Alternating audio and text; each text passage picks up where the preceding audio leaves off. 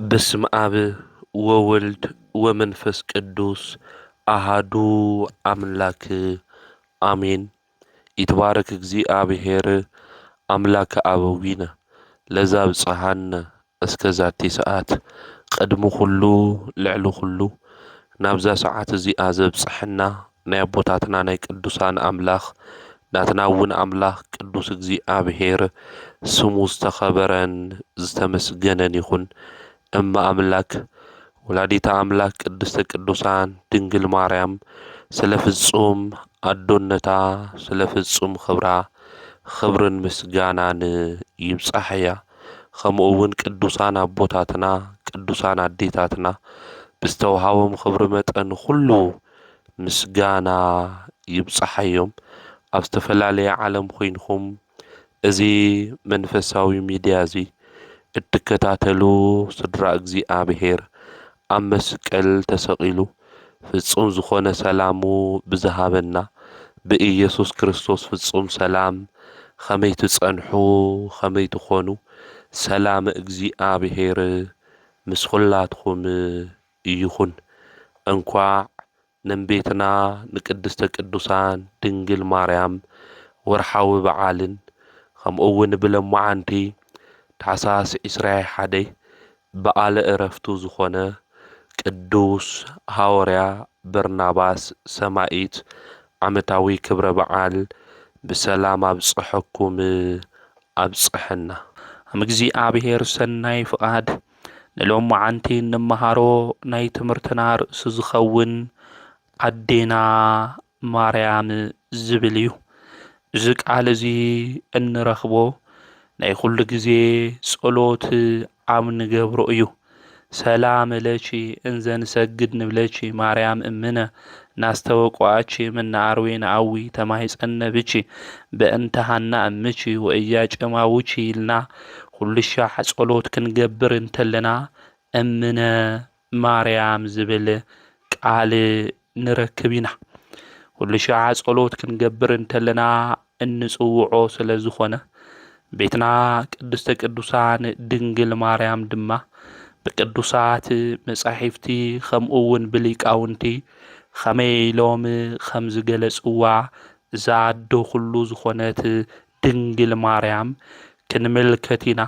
አምላክና ቅዱስ እግዚአብሔር ኣብ ነገራትና ኩሉ እናኣተወ ንህይወትና ዝጠቅም ንዓና ድማ ዝረብሕ ቃሉ ንካምህረና ቅዱስ ፍቃዱ ይኹነልና።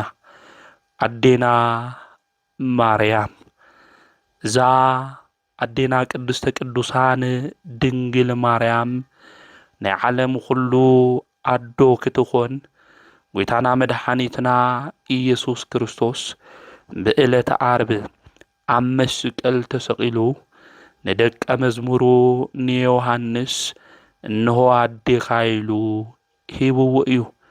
ብቅዱስ ዮሃንስ ገይሮ ድማ አምላክና ቅዱስ እግዚአብሔር ንዓና ድንግል ማርያም ኣዴና ገይሩ ከም ዝሃበና ሊቃውንተ ቤተ ክርስቲያን ከምኡ እውን ቅድስቲ ቤተ ክርስቲያን ትነግረና እያ። ነዚ እውን እዩ ኣብ ዕለት ዕለት ጸሎትና እውን እምነ ማርያም ኣዴና ማርያም እናበልና እንጽውዓ። ኣዴና ማርያም ሰላምታ ይግብአኪ ንሰግደልኺ እውን ካብ ሃዳናይ ኣራዊት ንክታድሕንና ተማሕጺናኪ ምእንተ ሃና ኣዴኺ ምእንተ ኢያቄም ኣቦኺ ነማሕበርና ድንግል ሎሚ ባርኽ እናበልና ኢና ኣዴና ድንግል ማርያም እንጽውዓ። እዛ ኣዶ ጐይታ ዝኾነት ንጽሕተ ንጹሃን እመብርሃን ድንግል ማርያም ነቢያት እውን በብዙሕ ናይ ትንቢት ቃል ጸዊዖማ እዮም። ኣብ ቅዱሳት መጻሕፍቲ ካብ ኦሪት ዘፍጥረት ጀሚርና እስካብ ራእየ ዮሃንስ ክናንብብ እንተለና ስለ ድንግል ማርያም ዘይተጻሓፈ ቦታ የለይ። ከምዚ ኢልና ክናምህር እንተለና ማርያም ዝብል ቃል እኮ ብብሉይ ኪዳን አይነበረ ኢሎም ዝናገሩ ሰባት እንዲው። ነገር ግን ስለ ድንግል ማርያም በብዙሕ ምስጢር በብዙሕ ምሳሌ ብትንቢት ቃል ነቢያት ተናጊሮም እዮም። ጎይታና መድኃኒትና ኢየሱስ ክርስቶስ ኣብ ዮሐንስ ወንጌል ምዕራፍ 5 ቁጽሪ 46 ክናገር እንተሎ ሙሴ ስለናቱ ከምዝ ጸሓፈ ስለናቱ ድማ ከምዝ ተናገረ መድህን ዓለም ኢየሱስ ክርስቶስ ይነግረና ንሙሴ እንታ ኣሚንኩሞስ ንሱ ብዛዕባ ይጽሒፉ እዩሞ ይዝብል። ስለዚ ሙሴ ዝጸሓፎ ስለናተ እዩ ጽሒፉ። ሙሴ ክጽሕፍ እንተሎ ኢየሱስ ክርስቶስ እናበለ ይጸሓፈ። ነገር ግን ብትንቢት ኮይኑ ስለ ኢየሱስ ክርስቶስ ተናጊሩ እዩ። ኣብ ኦሪት ዘጸአት ክናንብብ እንተለና ምዕራፍ 25 ቁጽሪ 1 እግዚአብሔር ታቦት ንክሰርሕ ንሙሴ ኣዘዞ እዩ ዝብል። ታቦት ንክሰርሕ ዝታቦት እዚ ካብ ዘይነቅዝ ዕንፀይቲ ስራው ንክሰርሕ ብወርቂ ድማ ንክልብጦ ከምኡውን ጽላት ድማ ኣብቲ ውሽጢ ታቦት ንክነብር እግዚአብሔር ተናጊሩ። ስለዚ ብሙሴ መጻሕፍቲ ዝተጻሓፉ ንኢየሱስ ክርስቶስ ቆጾሮ እዮም ነይሮም ብምስጢር ዝተጻሓፈ። እታ ታቦት ዝተባሃለት ቅድስተ ቅዱሳን ኣዴና ድንግል ማርያም እያ። እቲ ቃል ድማ ብቀዳማዊ ህልውኑ ንሱ ኢየሱስ ክርስቶስ እዩ። በመጀመርታ ቃል ነበረ ኢሉ ወንጌላዊ ቅዱስ ዮሐንስ እውን ዝነገረና ንዙ እዩ። እቶም ቃላት ወይም እቶም ቃላት ዝሓዘ ጽላት ኣብ ምንታይ ተቐሚጡ ኣብቲ ታቦት ድማ ኣንበርዎ እዩ ዝብል እግዚአብሔር ዝኣዘዞ ቃል። ስለዚ ታቦት ዝተባሃለት ድንግል ማርያም ኣብ ውሽጣ ቃል መጺኡ ከም ዝሓደረ እቲ ቃል ድማ ስጋ ከም ዝኾነ ስግው ቃል ኢየሱስ ክርስቶስ ብተዋሂዶ ድንግል ማርያም ከም ዝወለደቶ ዘርድአና ቃል እዩ ኣብ ኦሪት ዘጸአት ምዕራፍ 25 ዘሎ። ስለዚ ነቢያት ስለ ኣምላኽና መድኃኒትና ኢየሱስ ክርስቶስ ጽሒፎም እዮም ኣምሂሮም እዮም። ነዚ ኣብ ዮሐንስ ወንጌል ምዕራፍ 1 እውን ክናንብብ እንተለና ኣብቲ ግዜ እሱ ናትናኤል ከምኡውን ፊልጶስ ክነጋገሩ እንተለዉ ፊልጶስ ናትናኤል ረኺብዎ እሞ እቲ ሙሴ ኣብ ኦሪት ነቢያት እውን ብዛዕባኡ ዝጸሓፍሉ ንኢየሱስ ወዲ ዮሴፍ በዓል ናዝሬት ረኺብናዮ ኢና ኢሉ ተናገሩ። ስለዚ ነቢያት እንታይ ዝገብሩ ዝጸሓፍዎ ከምኡውን ሙሴ ዝተናገረሉ ነቢያት እውን ዘምህርዎ ጎይታ ንሱ መድኃኒት ኢየሱስ ክርስቶስ ረኺብናዮ ኢና እዩ። ስለዚ ጎይታ መድኃኒት ንሱ ኢየሱስ ክርስቶስ ናውዚ ዓለም እዚ ዝተገለጸ ናይ ድንግል ማርያም ካብ ስጋ ስጋ ካብ ነፍሳ ድማ ነፍሲ ወሲዱ ነስዩ እዩ ናውዚ ዓለም እዚ ብተዋህዶ ስግው ቃል ኮይኑ ክርስቶስ ተገሊጹ። ስለዚ ነቢያት ስለ ኢየሱስ ክርስቶስ ተናጊሮም እዮም ክንብል እንተለና ኣዲኡ ስለ ዝኾነት ምሕደሪቱ ታቦት ድንግል ማርያም እውን ተናጊሮም እዮም። እዚ ታቦት እዚ ካብ ዘይነቅዝ ዕንፀይቲ ስርሐዮ እዩ ተባሂሉ ካብ ዘይቆንቆነ ብልየት ካብ ዘይብሉ እዩ ዝብል ዝቆንቆነ ነገር ናይ ኃጢአት ምሳሌ እዩ።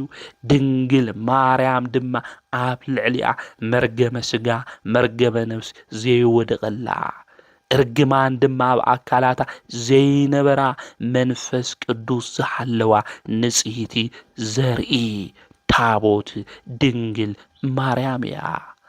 ኃጢአት ዘይብላ ዝተቀደሰት ምድሪ እያ ድንግል ማርያም።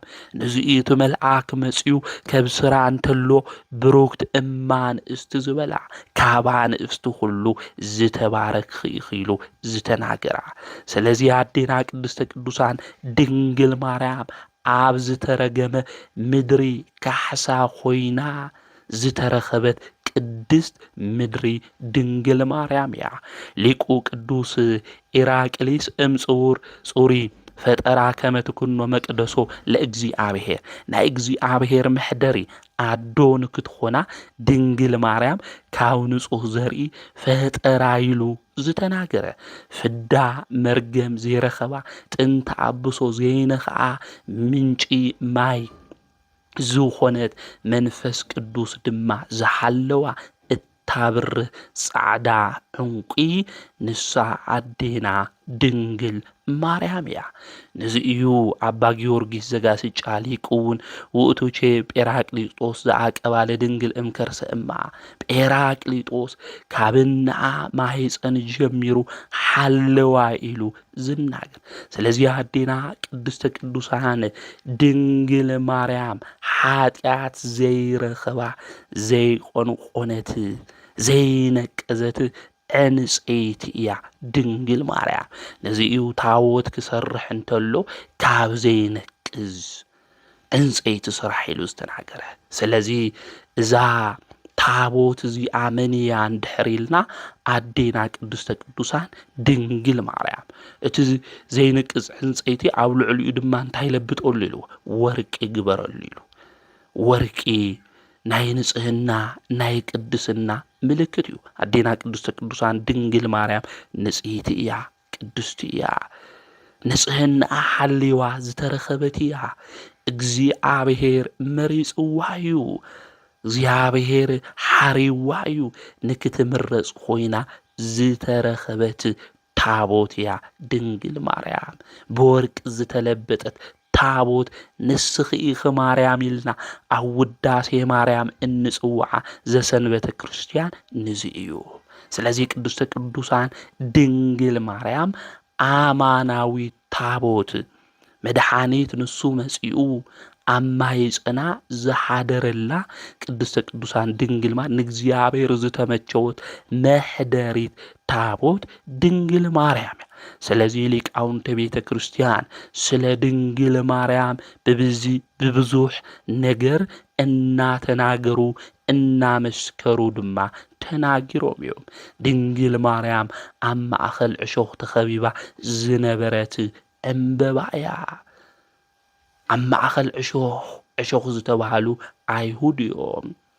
ኣብ ማእኸሎም ዓንቢባ ዝተረኸበት ዕምበባ መን እያ ማለት እዩ? ድንግል ማርያም እያ። ስለዚ ቅድስተ ቅዱሳን ድንግል ማርያም ንጽሕቲ እያ፣ ቅድስቲ እያ።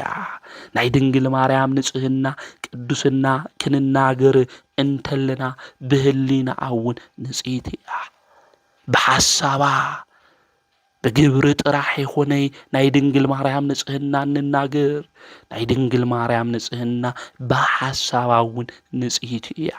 ሰብ ካብ ግብሪ ንጹህ ክኾን ይኽእል እዩ፣ ካብ ሓሳብ ግን ንጹህ ክኾን ይኽእል። ድንግል ማርያም ግን ካብ ሓሳብ እውን እንታይ እያ? ንጽሕቲ ቅድስቲ እያ። ነዚ እዩ ኣብ ማእኸል ዕሾኽ ተኸቢባ ዝነበረት ዕምበባ ተባሂላ ሊቃውንቲ ብብዙሕ ኣምሳል ጥበብ ዝተዋሃቦ ንጉስ ሰሎሞን ወዲ ዳዊት ኣብ ማእኸል ዕሾኽ ዝተኸበበት ዕምበባ እናበለ ድንግል ማርያም ዝጽዋዕ።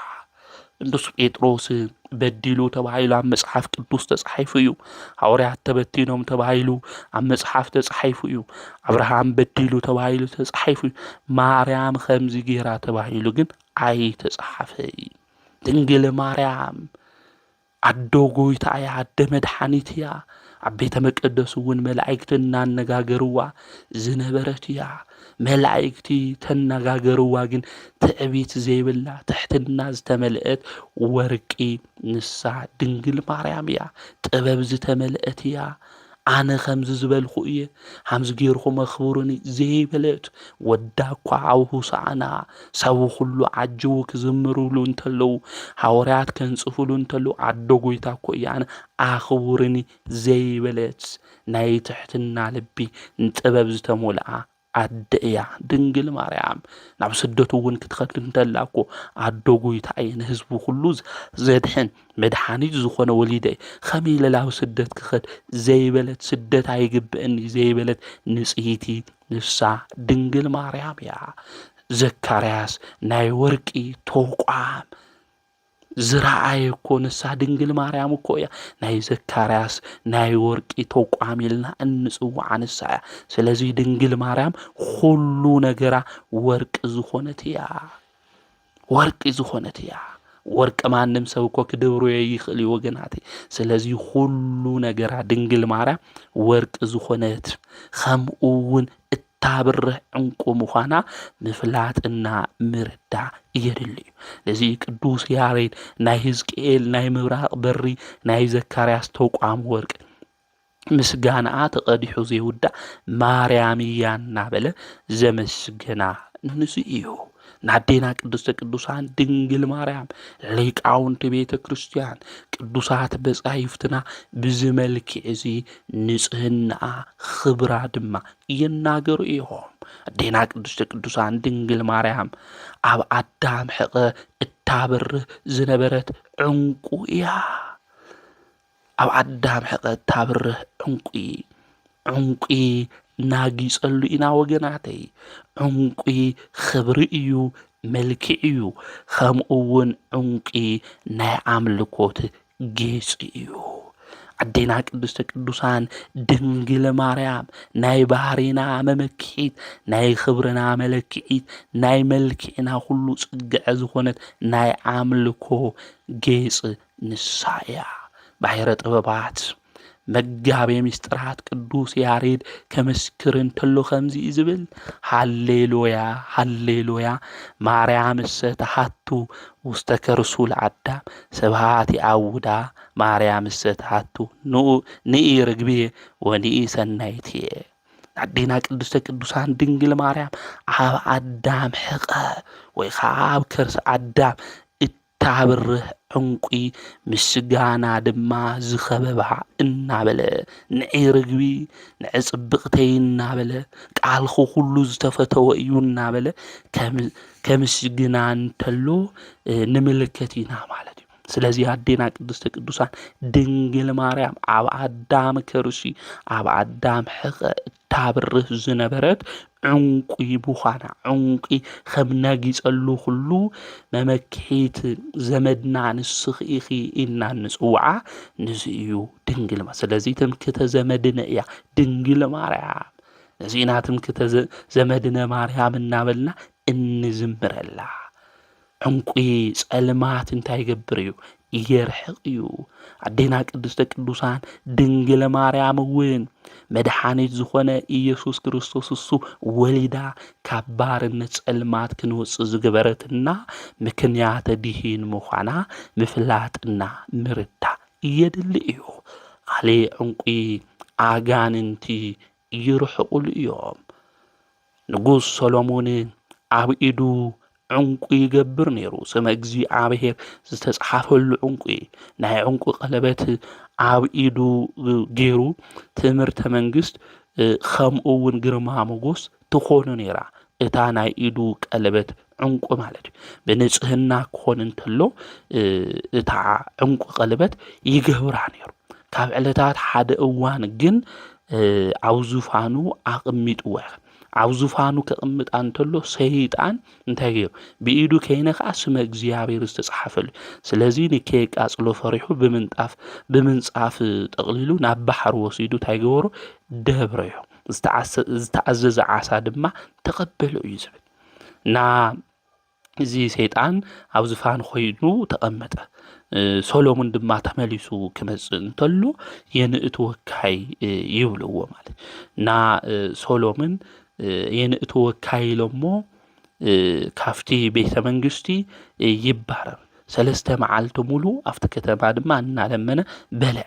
ብሳልሳይ መዓልቲ ግን ሰሎሞን ናይ ሰባት ልቦና ኣጽኒዑ ንከይህዎ ምስ ገበረ ዓሳ ናብ ዘስግሩ ሰባት ኸይዱ ይልምኖም። እቶም ሰባት እውን ዝሞተ ዓሳ ነይሩ። ዝሞተ ዓሳ ነይሩ ኣልዒሎም ይህብዎ። ተቐቢሉ ንሱ እውን ክበልዕ ክብል እንተሎ ከብዱ ክቐዶ እንተሎ ቀለበቱ ረኸባ። እዚኣማ ቀለበተ እያ ኢሉ ገይሩዋ ኸደ ማለት እዩ። ገይሩዋ ክኸድ እንተሎ ኣብቲ ግዜ እሱ ዝነበሩ ዝዕጅብዎ ዘገልግልዎ ዝነበሩ ሰባት ኸበብዎ። እቲ ሰይጣን ምዃኑ ድማ ተመልኪቶም ኣባረርዎ ማለት እና ናይ ሰሎሞን መንግስቲ ብቐለበቱ ከም ዝተመለሰት ሁሉ ናይ ሰብ ክብሩ ጸጉኡ ብእመቤትና ድንግል ማርያም ድማ ተመሊሱ እዩ። እዚ ኣብ ቅዳሴ ማርያም አንድምታ ንረኽቦ እዩ። ንጉስ ሰሎሞን እግዚአብሔር ሓምዚ ክገብሮ ዝኸኣለ ምኽንያት ከምዚ እዩ ይብሉ ሊቃውንቲ። ልክልምን ዝገብሮ እግዚአብሔር ብምኽንያት እዩ። ሓደ ሻዕ ለማነ መጽኡ ላብኡ ድኻ መጽኡ ክልምን እንተሎ ድኻ ይልምን ኣሎ ይብልዎ። ድኻ እንታይ እዩ? ጠሚው እዩ ኢሎም ትነግርዎ ተሎ ጥሜት ተኣይሉ ተዓቢ ነይሩ ምክንያቱ እሱ ኣብ ቤተ መንግስቲ ዝዓበየ ሰብ እዩ ነይሩ ጥሜት ይፈልጢ ድኻውን ይፈልጢ ማለት እዚ ትዕቢቱ እዚ እግዚአብሔር ልከምህሮ ልገበሮ ምዃኑ እውን ይነግረና ንሕና እውን ብህይወት ዘመንና ሁሉ ክንጓዓዝ እንተለና ናይ ትዕቢት መንፈስ ሁሉ ካብ ውሽጥና እንታይ ክንገብር ይግባእ ኣውፂና ክንድብሪ ንዝጠመዩ ሰባት ድማ ክንርህርህ ይግበአና ብትዕቢት መንፈስ እንድሕር ኮይንና ግን እግዚአብሔር ካብ ክብሪ ታይገብረን ሓምላ ዋርደና ቤትና ድንግል ማርያም እውን እቶም ልዕል ዝበሉ ታይገብሮም የዋርዶም እዩ ኢላ ነግራትና ያው ጸሎተ ማርያም ኩሉ ሻዕ እንደግሞ ናይ ኩሉ ግዜ ጸሎትና ማለት ስለዚ ክነስተውዕሎ ልብ ክንውሎ ልግበአና ናይ ትዕቢት መንፈስ ሒዝና ዝጠመዩ ዝተሸገሩ ሰባት ክንርኢ ተለና እንሕጭጭ እንቅልድ እንድሕር ኮይንና እግዚአብሔር ድማ ንዓና ከምቲ ዝቀልድናዮ ከምቲ ዘዋርድናዮም ከዋርደና ሓምል ክእል ዝነግረና ታሪክ ምዃኑ ክንፈልጥ ይግበአና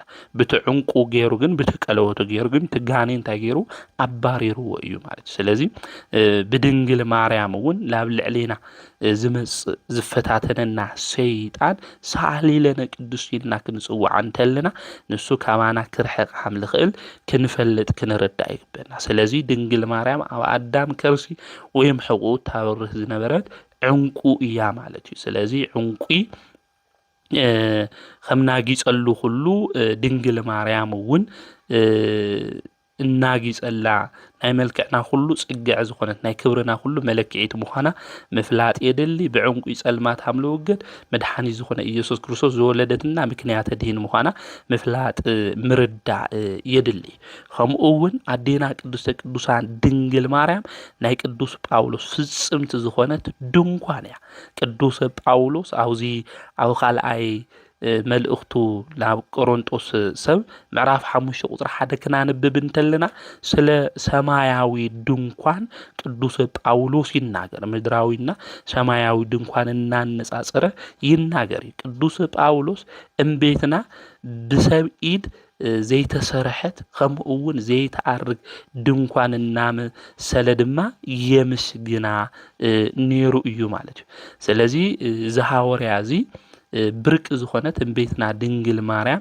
የምስግና ከምዝ ነበረ ሊቁ ቅዱስ ያሬድ እውን ከምዚ ኢሉ ይናገር ጳውሎስን ይቤላ ደብተራ ፍጽምት ጳውሎስ ናሰብ ኢድ ዘይሰርሐኪ ብውሽጢ ብኣፋ ብስጋ ብነፍሲ ከም ፍጽምት ዝኾንኺ ድንኳን ቅዱስ ድንግል ማርያም ኢኺ ንስኺ ናይ መለኮት ምሕደሪ ኢኺ እናበለ የምስግና ነይሩ ኢሉ ሊቁ ታይ ገይሩ እዩ መስኪሩ እዩ ማለት እዩ ስለዚ ሊቀ ነቢያት ቅዱስ ሙሴ ና40 ዘመን ሁሉ ሒዝዋ ዝተጓዓዘ ብደብተራ ኦሪት እናመሰለ የምስግና ከምዝ ነበረ ይርድእና ማለት ናሐዋርያው ቅዱስ ጳውሎስ ኣብ ዘመኑ ክንሪኦ እንተለና ድንኳን ብምስፋ እዩ ዝመሓዳደር ነይሩ ድንኳን ይሰፊ ከምኡውን ይሸጥ እዩ ነይሩ ቅዱስ ጳውሎስ ከምኡውን ምግቡ ዝረክብ ካብኡ እዩ ማለት እዩ ናይ ዕለት ጉርሱ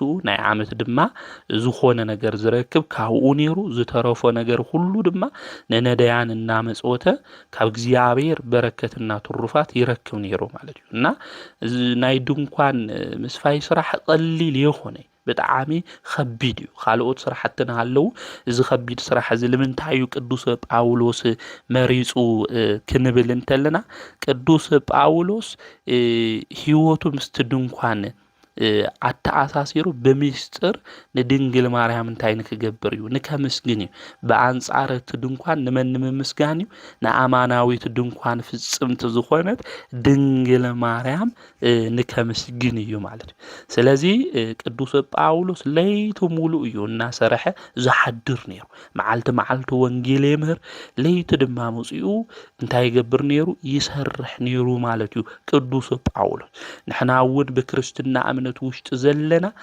በወንጌል አገልግሎቱም ዘገልግሉ አቦታትና ካልኦት እውን ዘለና ስራሕ ክንሰርሕ አምልግበት ዘይሰርሕ ሰብ አይብላዕ ተባሂሉ እውን ተጻሒፉ ስለዚ በህይወት ዘመንና ሁሉ እንኽእሎ ዓቕምና ዝፈቀደ ሁሉ ስራሕና ሰራሕና ንመዓልታዊ ናብራና ዝሽፍን ከምኡውን ንኻልኦት ሰባት እንሕግዘሉ ንኽእል ነገር ክንሰርሕ እዩ ዝግብአና ምክንያቱ ክርስቲያን ብሂወት ዘመን ህኩይ ክኾን ሃምለይብሉ እዩ ቅዱሳት መጻሕፍቲ ዝነግሩና ዘረዱና ስለዚ ቅዱስ ጳውሎስ ዝድንኳን እዚ ብምስፋይ ይሓድር ነይሩ ቅዱስ ጳውሎስ ድንኳን ብምስፋይ ሃምለ ሓድር ሁሉ እምቤትና ቅዱሳን ድንግል ማርያም ድማ በቅዱሳን አቦታት እናተመስገነት ሃም ተሓድር ምሳሌ እዛ ድንኳን እዚያ ተሸይጣን ለነዳያን ምግቢ ዝሆን ቅዱስ ጳውሎስ ይህዎም ነይሩ ከምኡውን እምቤትና ቅዱሳን ድንግል ማርያም ነዳያን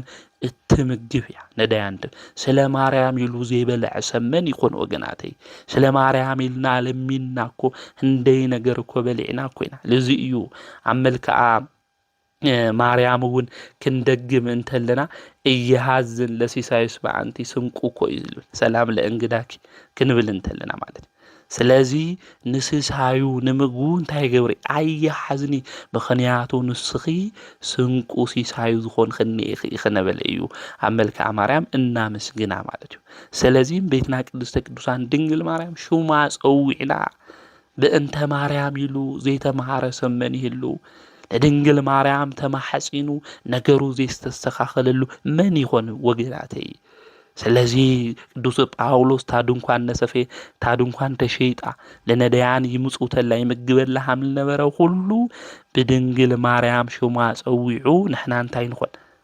እናተመገብና እንነብርለና ማለት እዩ ብስጋና በነብስና ወንሳት አይትገብርና ተማልደና ነማለድትና ወን ተነብርያ ማለት እዩ ከምኡውን ናይ ጳውሎስ ድንኳን ድኻ በዓል ጸጋ ሰበይቲ ወዲ ጎይታ ባርያ ካህን ምእመን ዝጥለሉላ ካብ ድኻሞም ድማ ዝዓርፉላ እዮም ካብ ሃሩር ፀሓይ ዝኽልኸሉላ ፍጽምት ድንኳን ከም ዝኾነት እምቤትና ድንግል ማርያም እውን ምእመናን ካብ ሃሩር ኃጢአት ካብ ገሃነም እሳት ዝጽለሉላ ካብ ድኻመ ስጋ ካብ ድኻመ ነፍስ ዘዕርፉላ እያ ማለት እዩ ነዚ እዩ ሊቁ ቅዱስ ያሬድ ምስ እርገታት ተሓይዙውን ክዝምር እንተሎ ደብተራ ፍጽምት ዘጳውሎስ ወማይደሩ በጽድቅ ዘገብራ ካህሊ ፈለሰት እምዘይበሊ ሃበ ይበሊ እዩ ስለዚ ስለ ድንግል ማርያም ከመስግና እንተሎ ናይ ጳውሎስ ፍጽምት ድንኳን ናይ ጽድቂ መሕደሪ ካህሊ ሁሉ ዝሰርሓ ዝፈጠራ እናበለ ድንግል ማርያም ካብ ዝጠፍዕ ዓለም ናብ ዘይጠፍዕ ዓለም ሃምሊ ፈለሰት እውን ክዝምር እንተሎ ቅዱስ ያሬድ ንምልከቲና ማለት አባ ጊዮርጊስ ዘጋስጫውን ተአምርች ብዙህ ዘአልቦ ፍጻሜ ይልናገር ማርያም ድንግል ደብተራ ጳውሎስ ዘብሔረ ሮሜ ተማይጸንኩ በሕፃንች ዘሃዘለቶ ሰሎሜ ይል ፍጻሜ ዘይብሉ ብዙህ ተአምርኺ ከም ደመና ከም ጉም በዓለም ሁሉ መልአ ናይ ሮም ሃገር ሐዋርያ ጳውሎስ ድንኳኑ ድንግል ማርያም ብዘይንስሃ ንከይሞት ንስሃ ከያተኹ ዕድመን ክውስኸለይ ሰሎሜን ብዝሓዘለቶ ወድኺ ይልምነክለኹ ይምሕፀንለኹ ኢሉ ሊቁ ክናገር እንተሎ ንምልከትና ስለዚ ናይ ቅዱስ ጳውሎስ ድንኳን ዝተባለት እምቤትና ቅዱሳን ድንግል ማርያም በአማላድነታ ምስ ኩልና ህዝበ ክርስቲያን እትኹን ባሕረ ጥበባት ቅዱስ ያሬድ እዛ ድንኳን ናይ ቅዱስ ጳውሎስ ዓወት ንዝጎናጸፉ ሰማዕታት ሁሉ መጸለሊት ምዃና መመክሒት ምዃና ክናገር እንተሎ ማሂደረ ሰላምነ ቅድስት ደብተራ እሞሙ ለሰማይት ወሆቶም ለመላእክት ኑ ንስገድ ኩልን ሃበ ማርያም እምነ ናይ ሰማዕታት አዶ ናይ መላእክት ድማ ሓፍቶም ዝኾነት እምቤትና ዝተፈለየ ዝጸንዐት ድንኳን ናይ ሰላምና መሕደሪት እያ ኩልና ንስገደላ ላብነና ናብ ማርያም ንምጻ ኢሉ ይናገር ማለት እዩ ናብ ቤትና ድንግል ማርያም ፍጥረታት ሁሉ ዝጽለሉላ ዘይተአርግ ዘይትፈርስ ለሰማያውያን ለምድራውያን እትበቅዕ ድንኳን ምዃና ሊቁ ይነግረና ስለዚ ቤትና ቅዱሳን ድንግል ማርያም ኣብ ካልኣይ ቆሮንጦስ ምዕራፍ 5 ቁጽር 1 ለሎ ቅዱስ ጳውሎስ ዝናገሮ ዘሎ ድንኳን ብኢድ ሰብ ዘይተሰርሐት ዘይተአርግ ዘይትፈርስ ፍጽምት ድንኳን ናይ ጳውሎስ ኢልና ንጽዋዓ እምቤትና ድንግል ማርያም ስለዚ ካብ ሓዱሽ ኪዳን ከምኡ እውን ካብ ብሉይ ኪዳን ስለምቤትና ስለ ድንግል ማርያም ብዙሓት ሊቃውንቲ መምህራን ተናጊሮም ኣብ መጻሕፍቲ ድማ ጽሒፎም ንምልከት ኢና ከምኡ እውን ፍጥረታ ዝደሓኑላ ናይ ኖህ መርከብ ንሳያ ናይ ኖህ መርከብ ናይ ኖህ ታቦት ኢልና እንጽውዓ ኣዴና ቅድስተ ቅዱሳን ድንግል ማርያም እያ ታቦት ናይ ኖህ እናበለውን ሊቁ ቅዱስ ያሬድ ይናገር እዩ ሰፊሕ ድንኳን ናይ ኖህ ድማ ታቦት እናበለ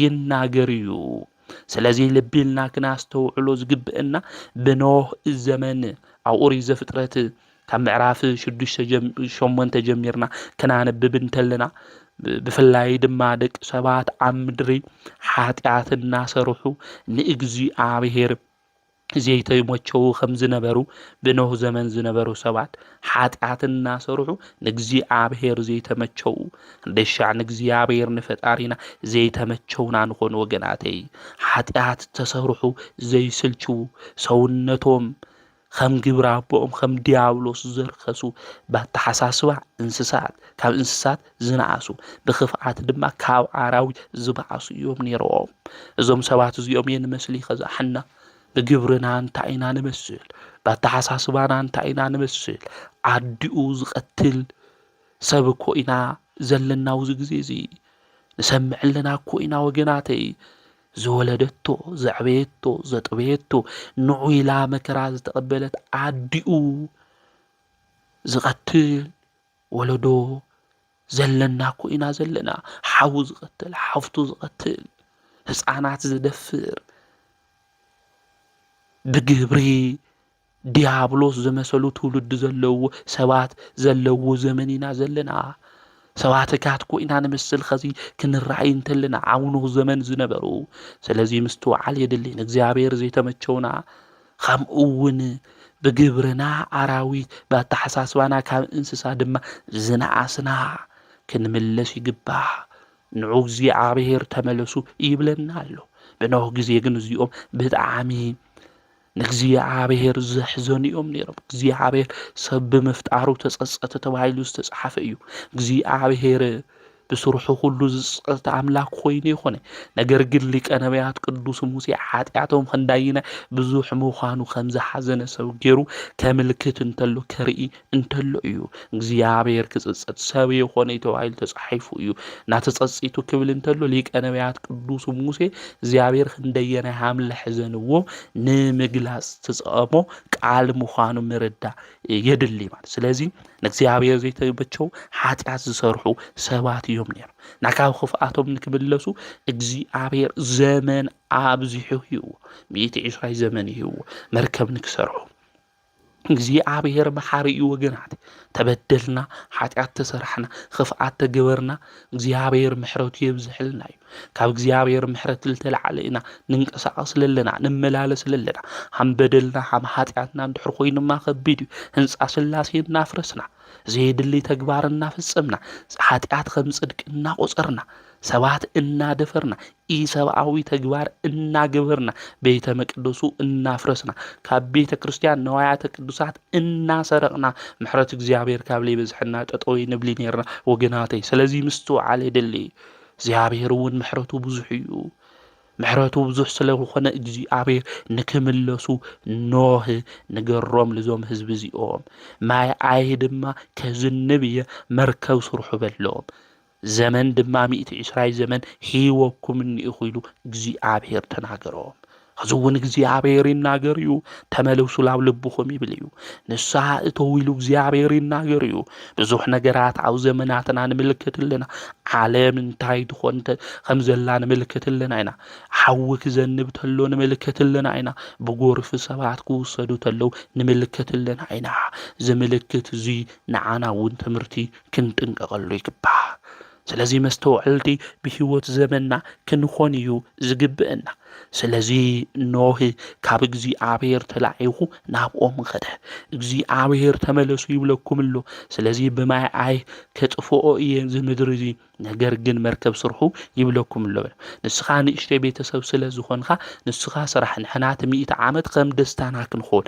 ምስ ሰይጣን ቆፀሮ ዝሓዙ ሰባት እዮም እዚኦም ከም ደስታና ክንኾን ኢና በሉ ከምዞም ሰባት እዚኦም እኮ ንስሓ እተው ቁረው ክንባል ተለና ኣነ መንእሰይ ኣነ ህፃን እየልና ንሰይጣን ቦታ ንህብ እኮ ብዙሓት እኮ ኢና ስለዚ መምላስ የድሊ ናይ ምድሓን ግዜ ኸዚ ስለ ዝኾነ እንድሕነሉ ግዜ ሰዓትና ኸዚ ቅዱስ ጳውሎስ ሓምሊ ነገር እዞም ሰባት እዚኦም ግን ታይወሉ ስኻ ንእሽተይ ቤተሰብ ስለ ዝኾንካ ካብ ኸዚ ጀሚርካ ስኻ ስራሕ ንሕና እቲ 100 ዓመት ሃም ደስታና ንኾን እቲ 20 ዓመት ክንታይ ክንሰርሐሉ ኢና በል እቲ 20 ዓመት ከይፈለጥዎ ማይ ኣይ መፅኡ እንታይ ገበሩ ኣጥፍኦም ኖህ ግን መርከብ ሰሪሑ ስለ ዝነበረ ምስ ቤተሰቡ ከምኡ እውን እግዚኣብሔር ከም ዝኣዘዞ ካብ ዝብልዑን ካብ ዘይብልዑን ንዘርኢ ንክኾኑ እግዚኣብሔር ሰበይቲ ወዲ ገይሩ ናብ መርከብ ንክኣቱ ንክስብስብ ድማ እግዚኣብሔር ገይርዎ ከምኡ ገይሩ ድማ እንታይ ኮይኖም ድሒኖም እዮም ማለት ናብ ኖህ ዝድሓነላ መርከብ ናብ ቤትና ናይ ድንግል ማርያም ምሳሌ ምዃና ፍጥረታት ሁሉ ዓለም ሁሉ ዝድሓኑላ ንሕና እውን ቅድስተ ቅዱሳን ድንግል ማርያም ካብ ኣብል ተወለደ ብኢየሱስ ክርስቶስ ኮይና ካብ መርገመ ነብሲ ድሒና ወገናተይ ካብ ባርነት ዲያብሎስ ዝድሓና ፍጥረታት ዓለም እኮ ብመን ብኢየሱስ ክርስቶስ ብታ መርከብ ቶም ፍጥረታት ሶም ኣብቲ ዘመን እሱ ዝነበሩ ካብ ማይ ኣይ ከም ዝድሓኑ ሁሉ ንሕና እውን ኣብ ዓለም ለለና ፍጥረታት ብድንግል ማርያም ምክንያት ካብ ሲኦል እንታይ ኮይና ኢና ማለት እዩ ወፂና ኢና ካብ ሲኦል ነፍሳት ወፂና ናብ ገነት እንታይ ኮይና ኢና ኣትዩና ኢና ማለት እዩ ስለዚ ሊቃውንተ ቤተ ክርስቲያን ክናገሩ እንተለው ናይ ኖህ መርከብ ኢልና እንፅውዓ እምቤትና ቅድስተ ቅዱሳን ድንግል ናይ ኖህ መርከብ ሰለስተ ክፍሊ ነይሩዋ እምቤትና ቅድስተ ቅዱሳን ድንግል ማርያም እውን ንጽሃ ስጋ ንጽሃ ነፍስ ንጽሃ ልቦና እኒኤዋ ማለት እዩ ከምኡ እውን ኣዴና ቅድስተ ቅዱሳን ድንግል ማርያም ብሰለስቲኡ ዓለም ከም ትምስገን ብዓለመ ገነት ከምኡ እውን ብዓለመ መንግስተ ሰማያት ብዓለም ዛንነብረላ ድንግል ማርያም ሓምቲ ምስገን ብነገደ ሴም ብነገደ ካም ብነገደ ያፌት ድማ ሓምቲ ምስገን ንዚ እዩ ድንግል ማርያም ትውልዱ ሁሉ ብጽኢት ኢሉ ይጽውዕን ኢላል ተናገረት ለዚ ትውልደ ካም ትውልደ ያፌትና ትውልደ ሴም ብጽኢት ኢሎም ይጽውዕን ማለት ምዃኑ ብሰለስቱ ዓለም ድማ አውዝ ምድር እዚ ኣብ ገነቱ ከምኡ እውን ኣብ መንግስተ ሰማያት ሓምቲ ምስገን ትውልዱ ሁሉ ብጽኢት ይውልን ኢላ ድንግል ማርያም ተናጊራ እያ ማለት ስለዚ እዛ ናይ ኖህ መርከብ ፍጥረታት ሁሉ ዝድሓኑላ መን የና መን ምሳሌ ናይ ድንግል ማርያም ምሳሌ እያ ካብ ሓዊ ካብ ዲያብሎስ ባርነት ዝድሓናላ መርከብና ንሳ ዝተሻገርናላ ድንግል ማርያም ምዃና ክንፈልጥ ክንርዳ ይግብአና ስለዚ ብድንግል ማርያም ቃል ኪዳን ክልምን ይግብአና ድንግል ማርያም ኣማልድና ኢልና እውን ክንጽውዓ ይግብአና ማለት እዩ እንድሕር ተማሕፂና ያብ ቃል ኪዳና ኮይኑ ወዳ መድሓኒት ንሱ ኢየሱስ ክርስቶስ ከም ዘድሕነና ክንፈልጥ ክንርዳእ ይግበን ስለዚ ናይ ኖህ መርከብ ዝተባለት ኣማናዊት መርከብ ድንግል ማርያም ንሳ እያ እሞ ንጸውዕያ ድንግል ማርያም ህይወታ ልማዕሉ ክንምልከቱ እንተለና ወገናቴ ስቁታ እኮ ይገርም እኮ ድንግል ማርያም ትሕትና ግሩም እዩ ኢልና ንዝምር ኢና ናይ ድንግል ማርያም ትሕትና ብዝበለጸ ኣውጉሊና ክንምልከቶ ካብ ዝገብርት ሓደ እኮ ስቁታ እኮ እዩ ከምኡ እውን ሚስጥር ሓላዊነታ ቤትና ድንግል ማርያም ዓውሰውነታ ዝተኸናወነ ሚስጥር ብማይፀና ዝተፈጸመ መለኮታዊ ሓይሊ ብልባያ ትሕልዎ ነይራ እምበር ስለ ክብራ ረኣዩ ለይ ስምዑ ለይላ ንማንም የተናገረቲ ቅዱስ ገብርኤል ኣብሲርኒ ቅዱስ ፋኒኦል ሰማያዊ ህብስት መግብኒ ሰማያዊ መስተኣስቲኒ ሰብኣ ሰገል ሰጊዶም ለይ እናበለት በዓላ የፋለጠቲ ሓሳባ ሰብሲባ አንደበታ ድማ ካብ ምንጋር ተቆጢባ በመንፈስ ትሑት በልብ ምርግጋዕ ዝተጓዓዘት እያ ድንግል ማርያም ለዚ ሊቁ ቅዱስ ያሬድ ስለ ስኡታ ክናገር እንተሎ ረግቤ ቤላ በእንተ የዋህታ ወሰናይት በእንተ አርምሞታ ስለ የዋታ ርግቢ ይብላ ስለ ስቁታኣ ድማ ጽብቕቲ ወይም ሰናይት ይብላ ብምባል ኢሉ ዝተናገረ። ስለዚ ኣዴና ቅድስተ ቅዱሳን ድንግል ማርያም ብስቁታኣ ከም ርግቢ ዝተፈተወት እያ ድንግል ማርያም። ነዚ ባሕረ ጥበባት ቅዱስ ያሬድ እውን ለኣዴና ለድንግል ማርያም ዘድንቓ ናይ አንደበታ ጣዕሚ ናይ ትሕትናኣ ነገር ድማ كملكت تلو خمزيل إيو تمحسينوا سألي لنا أستمري لنا مريم أمهاب ولدشي أو مريم كودخي كاب إيسوس كريستوس أما لدني دنجل النخي زيت حتم شتخي دس زبل ناي عندبتخي معزا نابله لدنجل مريم كمسجنان تلو نملكتنا سلازي أدينا قدوسا دنجل مريم كابك علات بالعليا سقوط آكن ملكتون تلنا عبل علي عز جبر زلو نجر كل سوق بمبال أي دنجل مريم حسا نأجزي أبيهر حسابي ونبلو نزيو وجناتي سلازي بيتنا دنجل مريم سوق زبلت موداي مسترياني را نحنا بهيوتنا زمن ندينا قرينا نناقر عبك علات بزحاتكو حاتيات خمزولو كنفلت ايو زقبئنا نزي لب عملاك الداويت وعرمهمكو لسناي لو لناقر نسناي سوق بالخو يلو زناقر مغنياتو قالات كنناقر انتلنا عافتوم نناقروم قالات حاتيات كيهالو سلازقري سلازي لب عملاك داويت نسناي سوق والخو كبل انتلو كسقلي تلو عم مزمور 4 دما 140 دما خمزي يزبل نعافي حلاوي جبر معصو كنافري ون حلو يزبل نعافي حلاوي جبر يزبل أفنا بلي محلاونا نخندي سب حزيننا نكون نخندي سب لبي عدمينا نكون حافنا بلي محلاونا سلازي سئلنا لي زخوني نجر ان الناجر سبات كله نعافنا حلاو جبر معصو كنافرنا ون حلو لنا حمل بأملاك داوي تاكن جبر كنسألي سلازي بيتنا دنجل مارا سقوط عزقرب عبل عليا استخناونا مشتر عما أنا استفز ملكوتا وحيلي بلبات حلو لزيو لقاس وانجيل وانتصحف انتلو دنجل مريم كله نجر بلبة تحلو ونبرتيلو زتناجر سلازي عبوتاتنا وانجيل كصحفون تلو دنجل مريم عبلبة زحال سوتو بهلينا آدما زقمتتو نجر كله زناجرو زنبرو زصحفنا دنجل مريم تحط يا منفسات حوت لبها دما زترجع عدو زادو زي عينا نمسجنا نمللنا عدو يتعد مدحن دنجل مريم سعالي لنا قدستينا نصوع ايان بللنا لزيو سلازي نحناون كاو دنجل مريم نمارو تعويقوم ነገር تحتنا خمزلو خوينو ناي دنجل مريم سوق مال مستر محلاو بيلنا ነገራት ሁሉ ነቀላቀልና እንናገር ሰባት ብዙሓት ንሰባት እንሕዝን ብዙሓትና ስለዚ ምስተውዓል ልብ ማል አንደበት ሓዊ لسان حوي وقناتي بزوح سب يدمي ملحاسنا عصمي بالله قلنا ناي سب عصمي تسبر يا سلازي ملحاسنا عافنا تاي كنقبر كنحلو ويقبئنا اغزيابير دما كحلون حلاو دما كقبرلنا كنلمنو يقبئنا مزمور 140 وصر 3 لب املاك داويت حملتنا بيتنا ቅዱሳን ድንግል ማርያም በብሉይ ኪዳን በሐዱሽ ኪዳን خمز እናበሉ በምሳሌ ሊቃውንተ ቤተ ክርስቲያን አመስግኖማ መላእክት ዝጋርዱዋ መቅደስ ናይ ስላሴ ናይ ምስጥር ሰረገላ አዴና ቅዱሳን ድንግል ማርያም ያ ናይ ሰላምና ዙፋን እናበልናውን እንጽዋዓ አዴና ቅዱሳን ድንግል ማርያም ናይ ብርሃን መዝገቢልና እንጽዋዓ ንሳያ زادينا ቅዱሳን ድንግል ማርያም ሰላም ንብላ ነመስግና ንዝምረላ ንሰግደላ ከምኡውን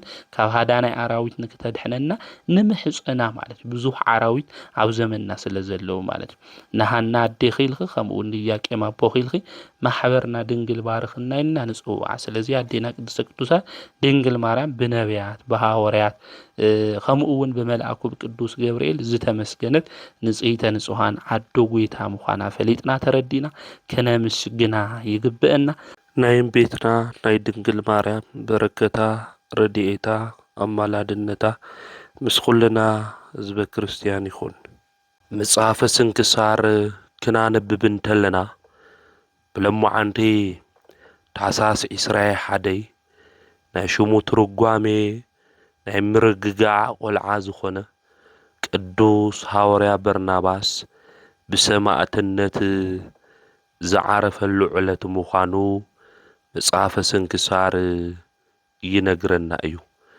እዚ ቅዱስ ሐዋርያ ካብ ሌዊ ነገድ ክኾን እንተሎ ትውልዱ ዓዱ ድማ ቆጵሮስ እዩ።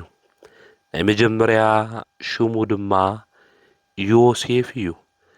እዚ ሐዋርያ በርናባስ ካብቶም 12 ኣርድእቲ ኢልና እንጽውዖም ጎይታ መድኃኒት ኢየሱስ ክርስቶስ ዝመረጾ ቅዱስ ሐዋርያ እዩ። ናብ ሐዋርያነት አገልግሎት ምስ መጽእ እውን ሽሙ በርናባስ ኢሉ ጎይታ መድኃኒት ንሱ ኢየሱስ ክርስቶስ ጸዊዕዎ እዩ። ጎይታ ምስ ዓረገ ዘጽናዕንዕ መንፈስ ቅዱስ ኣብ ዝወረደ ጊዜ ምስ ሐዋርያት ኾይኑ ናይ መንፈስ ቅዱስ ውህብቶ ተቐቢሉ እዩ። ብጎይታ ብኢየሱስ ክርስቶስ ሽም ድማ ዘምሃረ ቅዱስ እዩ። ናይ ሕርሻ ቦታ እውን ነይርዎ። እዚ ናይ ሕርሻ ቦትኡ እውን ሸይጡ እቲ ዝሸጦ ዋጋ እውን ናብ ሐዋርያት ኣምጺኡ ሂብዎም እዩ። እዚ ሐዋርያ እዚ ብፍላይ ቅዱስ ጳውሎስ ብጎይታ ብኢየሱስ ክርስቶስ ኣሚኑ ምስ ኣመነ ድማ ናብ ኣገልግሎት ቅዱስ ጳውሎስ መጺኡ ናይ ክርስቶስ ደቀ መዝሙር ድማ ኾይኑ እዩ። ክርስቲያን ክሳደድ ኢሉ ሳውል ክኸድ እንተሎ ኣብ ደማስቆ ድማ ጎይታ ተገሊጹ ንምንታይ ተሳድደኒ ኢልዎ ቅዱስ ጳውሎስ ድማ ብጎይታ ብኢየሱስ ክርስቶስ ኣሚኑ ተመሊሱ እዩ። ኣሚኑ ናብ ኢየሩሳሌም ክኸድ እንተሎ ግን ናፍቶም ደቀ መዛሙርቲ ክሕወስ እዩ ፈቲኑ ቅዱስ ጳውሎስ። ንሳቶም ግና እቶም ደቀ መዛሙርቲ ስለዚ ኣመንዎ ኩላቶም ድማ ፈሪሖሞ ነበሩ። በርናባስ ግና ተቐቢሉ ናብ ሐዋርያት ኣምጽኦ ጎይታ ኣብ መንገዲ ኸመይ ኢሉ ከም ዝተረኣዮን ከም ዝተዛረቦን ኣብ ደማስቆ ከዓ ብስም ኢየሱስ ኸመይ ገይሩ ብትብዓት ከም ዘምሃረ ነገሮም። ኣብ ኢየሩሳሌም ከዓ ተዊዑ ብስም ጎይታ እናተዛረበ ምስኣቶም ይኣቱን ይወፅእን ድማ ነበረ። ስለዚ ቅዱስ ጳውሎስ ናይ መጀመርያ ሽሙ ሳውል እዩ። ስለዚ ከኣምን እንተሎ መጀመርያ ክርስቲያን እዩ ዘሳድድ ነይሩ። ድሓረ ተመሊሱ ክመጽእ እንተሎ ከኣምንዎ ይኽኣሉ ነይሮም እቶም ደቀ መዛሙርቲ። ስለዚ ናብ ሐዋርያት ከምጽእዎ ስለለይኽኣሉ በርናባስ ግን ቅዱስ ጳውሎስ ከም ዝኣመነ ጎይታ እውን ተገሊጹ ከም ዝተዛረቡ ኣብ ደማስቆ ድማ ስለ ጎይታ መድኃኒት ኢየሱስ ክርስቶስ ከም ዝመስከረ ከም ዝተናገረ ነጊርዎም እዩ ማለት እዩ። ድሕሪ እዚ ቅዱስ በርናባስ ምስ ቅዱስ ጳውሎስ ኾይኑ ምስ ሳውል ማለት እዩ ብሓደ ኾይኖም እግዚአብሔር ንዝመረጾ ኣገልግሎት እንታይ ገይሮም እዮም ኣገልጊሎም እዮም። ኣብዚ ኣብ ግብረ ሐዋርያት ካብ ምዕራፍ 9 ጀሚርና ክናነብብ እንተለና ሳውል ብክርስቶስ ከመይ ከም ዝኣመነ፣ ሳውል ኣብ ደማስቆ እንታይ ኢሉ ከም ዘምሃረ፣ ሳውል ኣብ ኢየሩሳሌም እንታይ ከም ዝገበረ ክንምልከት ክንርኢ ንኽእል ኢና። ኣብ ምዕራፍ 10 ክናነብብ እንተለና ድማ ብሕብረት ኾይኖም ይጽልዩ ነይሮም። እዞም ናይ ጎይታ ቤተሰብ ማለት እዩ ብሓደ ኾይኖም ክጽልዩ እንተለዉ ድማ እግዚአብሔር ኣምላኽ ድማ ንጳውሎስና ከምኡውን ንበርናባስ ንሱ ንዝመረጾ ኣገልግሎት ፍለዩ ከም ዝተናገረ ኣብዚ ኣብ ግብረ ሐዋርያት ምዕራፍ 13 ካብ ቁጽሪ ሰለስተ ጀሚርና ክናንብብ እንተለና ንምልከት ኢና ንእግዚአብሔር እናገልግሉን እናጾምን እንተለው መንፈስ ቅዱስ ንበርናባስን ሳኦልን ንተአነ ዝመረጽኩ አገልግሎት ፍለይለይ በሎም ምስ ጾም ምስ ጸለዩ አእዳዎም አንወሩሎም እሞ አፋነውዎም ይዝብል። ስለዚህ ቅዱስ ጳውሎስ ከምኡውን ቅዱስ በርናባስ እግዚአብሔር መንፈስ ቅዱስ ንዝደለዮ አገልግሎት ፍለይለይ ከምዝበለ ንአገልግሎት እውን ከምዝመረጾም ክንምልከት እንተለና መጽሐፍ ቅዱስ ይነግረና እዩ ኣብ ግብረ ሐዋርያት ማለት።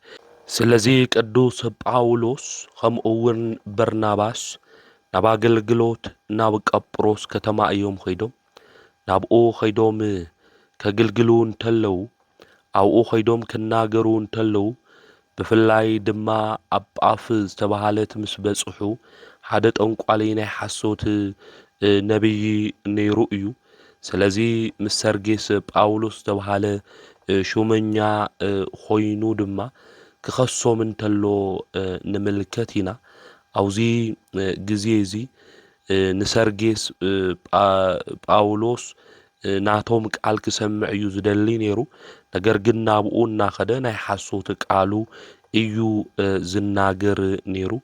እዚ ብምግባሩ ድማ ቅዱስ ጳውሎስ መንፈስ ቅዱስ ኣብ ልዕሊኡ ኾይኑ ከምዚ ኢሉ እዩ ተናጊርዎ አታ ሁሉ ተንኮልን ሁሉ ክፍአትን ዝመልእካ ወዲ ዲያብሎስ ጸላኢ ሁሉ ጽድቂ ንትቁኑዕ መንገዲ እግዚአብሔር ካብ ምጥምዛዝ ኣይተዓርፍን ሕዝውን እንሆ ኢድ ጎይታ ኣብ ልዕሌኻ እያ ክትዕውር ንግዚኡ ፀሓይ ትርኢን ኢኻ በሎ ሽዑ ንሽዑ ጣቓን ጽልመትን ወድቆ አውዚን ኣብትን ሓሰስ እናበለ ድማ ብኢዱ ሒዙ ዝመርሖ ደለየ ሽዑ ትሹም ሰርጌስ ጳውሎስ መስተውዕሊ እዩ ነይሩ።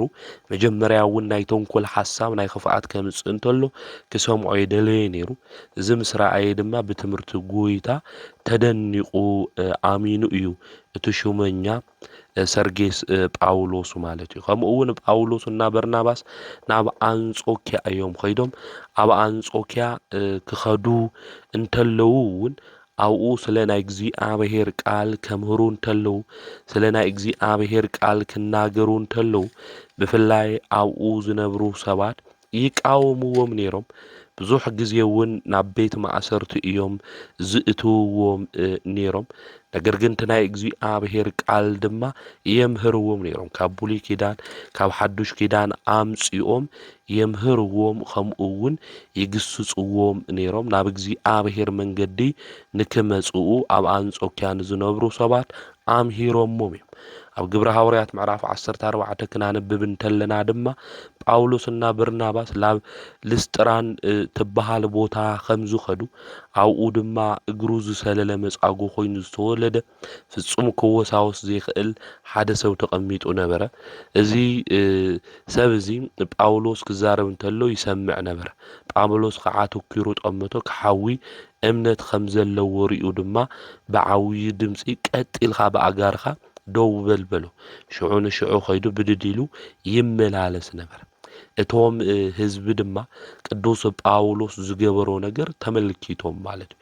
አውዚ ጊዜ እዚ አማልክት ተመሲሎም ብሰብ ተመሲሎም ናባና ወሪዶም ኢሎም ተናገሩ። ንበርናባስ ድያ ንጳውሎስ ድማ ሄርሜስ ኢሎም ጸዊዖም። ድያ ማለት ብጣዖታቶም እዮም ሹም ሂቦሞም ጁፒተር ማለት እዩ። ናይ ጁፒተር ጣዖት ማለት እዩ። ሄርሜስ ማለት ድማ ሜርኩሪ ዝብልዎ ጣዖት እዩ ማለት እዩ። ኣብዚ ጊዜ እዚ ቅዱስ ጳውሎስ ከምኡውን ቅዱስ በርናባስ ብጣዕሚ እዮም ሓዚኖም ክዳውንቶም እውን ቀዲዶም ናፍቶም ህዝቢ ድማ ከምዚ ኢሎም ተናገሩ። ኣቱም ሰባት ስለምንታይ ከምዚ ትገብሩ? ንሕና እኮ ከማኻትኩም ሰብ ኢና። እዚ ከንቱ ነገር ሓዲግኩም ናብቲ ሰማይን ምድርን ባሕርን ኣብኣቶም ዘሎ ኩሉ ዝፈጠረ ያው እግዚአብሔር ክትቀርቡ ወንጌል ንሰብኸልኩም ኣለና። ብዝሓለፈ ዘመናት እግዚአብሔር ንኩሎም ኣሕዛብ ብብደለይዎ መንገዲ ክኸዱ ሓደጎም። ምዚ ከዓ ጽቡቕ ስራሕ እናሰርሑ ካብ ሰማይ ዝናብ ወርሓት ፍርያት እናሃበ ብምግብን ብሓጎስን ንልብና እናመልአ ሕያው ከም ዝኾነ ንባዕሉ ብዘይ ምስክር ኣይሓደገን ንዚ ኩሉ ተዛሪቦም ድማ እቶም ህዝቢ ከይስውኡሎም ብግዲእ ኣሕደግዎም ማለት ኣማልኽቲ መጺኦም ኢሎም ክስውኡ ስለልደል ቅዱስ ጳውሎስ እና ቅዱስ በርናባስ ግን ክተምልኽዎ ዝግባእ ሰማይ ምድሪ ዝፈጠረ ዓለም ኩሉ ዝፈጠረ ዝረአይን ዘይረአይን ዝፈጠረ ሕያው እግዚኣብሔር ኢኹም ክተምልኹ ዝግብአኩም እሱ ይፈጠረ ኣሕና ከማኻትኩም ሰባት ኢና ኢሎም ኣምሃርዎም ነገሩ ከምዚ ኢሎም ዝተናገርዎም ኣይሁድ ካብ አንጾኪያ መጺኦም ማለት እዩ ነቶም ህዝቢ ዝኾነ ምኽሪ መኺሮም ንቅዱስ ጳውሎስ ብእምኒ ቀጥቂጦሞ ዝሞተ መሲሉዎም ኣብ ልዕሊኦም ድማ ንኹሎም መከራ ኣውፂሖምልኦም እዮም ብጽባሐይቱ በርናባስ ናብ ደርቤን ኸይዱ እዩ ማለት እዩ ናብኡ ኸይዱ እውን ምስ ቅዱስ ጳውሎስ ናብ አንጾኪያ ከምኡውን ናብ ሶርያ ተመሊሶም አገልግሎቶም እውን አገልጊሎም እዮም ማለት ስለዚ ቅዱስ በርናባስ ምስ ቅዱስ ጳውሎስ ኮይኑ ብዙሕ ናይ ሐዋርያነት አገልግሎት ዘገልገለ ቅዱስ አቦ እዩ ማለት እዩ ድሓር ድማ ተመሊሱ ምስ ቅዱስ ማርቆስ ኮይኑ ናብ ቆጵሮስ ኸይዱ እዩ ናብ ቆጵሮስ ኸይዱ እውን ንብዙሓት ሰባት ኣምሂሩ ክብርን ምስጋናን ንኣምላኽና ንእግዚአብሔር ይኹን ብጎይታ ብኢየሱስ ክርስቶስ ንከኣምኑ ናይ ክርስትና ጥምቀት እውን ንክጥመቁ ገይርዎም እዩ ኣብ ቆጵሮስ ዝነብሩ ኣይሁድ ግን ስለልቐንኡ ናፍቶም መኳንንቲ ኸይዶም ወንጅሎም ንቅዱስ በርናባስ ማለት እዩ ኣብ እግሩ ብሓጺን ኣሲሮም ጽኑዕ ዝኾነ ግርፋት ድማ ገሪፎሞ ድሕርዚ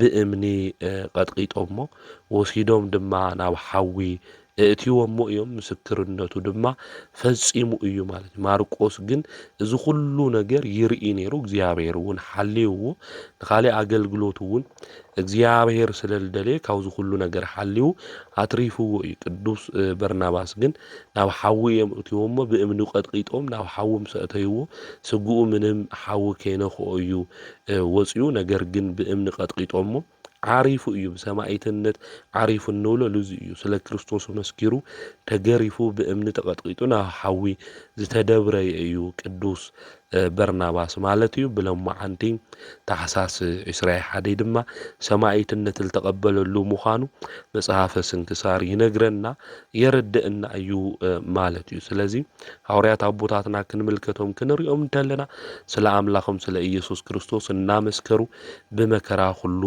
ዝሓለፉ ሃይማኖት እውን ብዚ መንገዲ ዘለኣና ለጽንሑልና ምዃኑ ክንፈልጥ ክንርዳእ ይግብአና ተኣምራት ክገብሩ ተሎ ክፍውሱ እንተሎ ሰባት ደስ ይብሎሞ ድሓረ ሰይጣን ቀኒኡ خفوء حسابنا مص بهمز عينت مكر أيوب حليفه نእግዚአብሔር ምስጋና ይሁን ንዓና እውን በዚ ሐዋርያ ዚ ጸሎት ይምሐረና በረከቱ ናይ ቅዱስ በርናባስ ድማ ምስ ኩልና ህዝበ ክርስቲያን ይሁን ዘምሐረና ዝገሰጸና ናይ ቦታትና አምላክ ቅዱስ እግዚአብሔር ስሙ ዝተኸበረ ዝተመስገነን ይሁን ወስብሐት ለእግዚአብሔር ወወላዲቱ ድንግል ወለመስቀሉ ክቡር